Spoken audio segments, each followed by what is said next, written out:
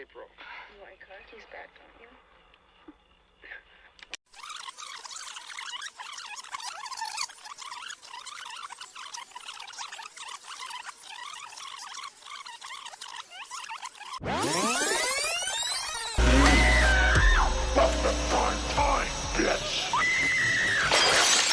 Hello and welcome to Prime Time, bitch! La douce May en a fini de construire son ami parfait. Aujourd'hui, nous embarquons avec Jamie, un garçon étrange qui, comme May, vit dans un monde bien à lui.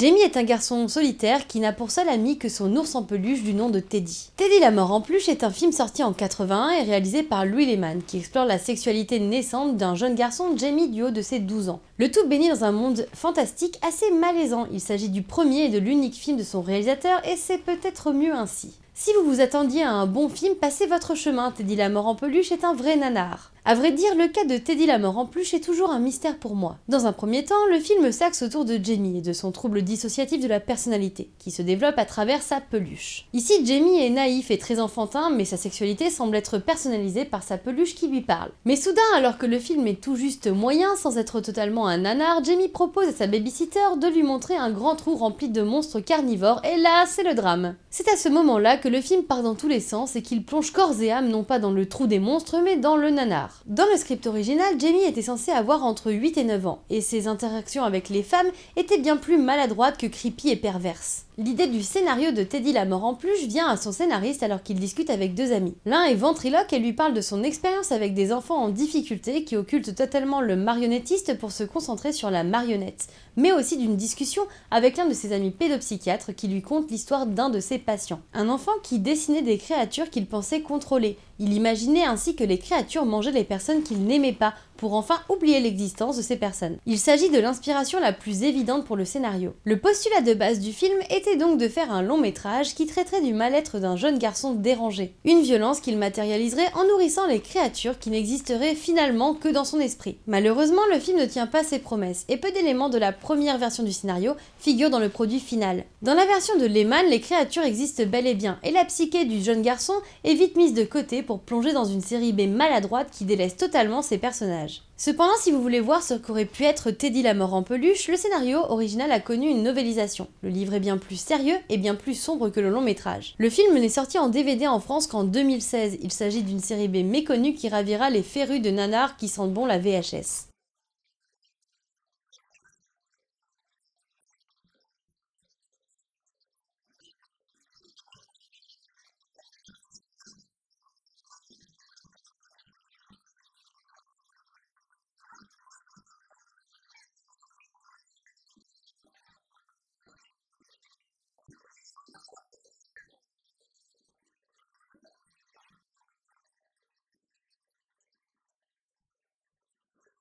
Il est temps à présent de passer à la carte blanche du jour. Aujourd'hui, c'est le musicien 2080 qui va nous présenter sa carte blanche. Il a par ailleurs composé le générique du teaser et si vous voulez en savoir plus sur ses créations, je vous mets le lien en description.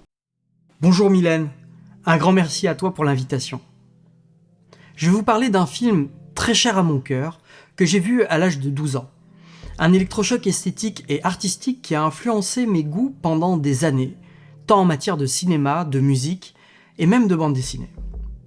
Alice est un long métrage de 1988, le premier du réalisateur surréaliste tchèque Jan Svankmajer, qui n'avait jusqu'alors réalisé que des courts depuis ses débuts dans les années 60. Considéré par certains comme un des grands maîtres de l'animation stop-motion, il a influencé entre autres Tim Burton et Terry Gilliam.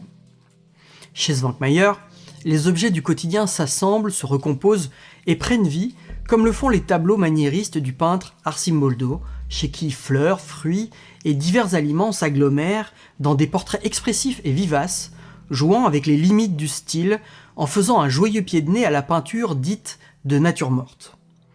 Ce n'est pas déraisonnable de penser Svankmajer comme un Arcimboldo de l'animation. Alice est une mise en image du roman Les aventures d'Alice au pays des merveilles de Lewis Carroll, mais aussi un remake du court-métrage Alice in Wonderland de Cecil Epworth et Percy Stowe, réalisé en 1903. Dès le début, le quatrième mur est brisé. Alice nous regarde droit dans les yeux et nous invite à les fermer, sans quoi nous ne pourrons pas voir le film.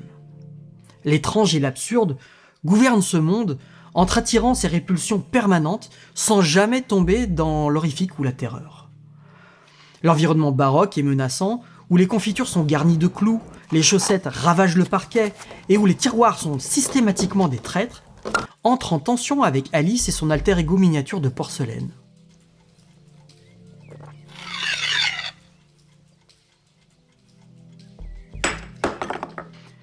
Ignorant les codes, multipliant les maladresses, sa curiosité insatiable la pousse à explorer toujours plus loin un pays des rêves où ce qui est familier est toujours trompeur et ce qui est mort ne l'est jamais vraiment. Et je ne parle pas ici de zombies. Enfin, non. Un peu. Vous verrez. Le lapin blanc, un lapin empaillé qui s'anime et s'enfuit de son diorama, conduira Alice, et nous avec, dans un pays des merveilles aux couleurs de la Tchécoslovaquie, et particulièrement Prague, peu de temps avant l'éclatement du bloc soviétique et la séparation du pays en République tchèque et République slovaque en 1992. Švankmajer est un membre du groupe des surréalistes de la Tchécoslovaquie. Ce groupe, formé au début du XXe siècle, s'inspire du mouvement surréaliste français, créé entre autres sous l'impulsion du poète André Breton. À la différence de la France, le groupe tchécoslovaque va intégrer, en plus de la peinture et de la poésie, des arts du spectacle comme le théâtre de marionnettes, plus difficile à contrôler par la censure. Quand j'ai vu ce film à l'âge de 12 ans, ça a été une véritable épiphanie artistique. J'ai senti son influence jusqu'à très tard, et son style m'a permis d'aborder des artistes divers tels que l'auteur de BD Dave McKean, le compositeur Aphex Twin, et même plus tard David Lynch qui partage avec Jan Svankmajer ce goût du familier dérangeant dans ses films, mais aussi ses textures organiques et macabres dans sa peinture.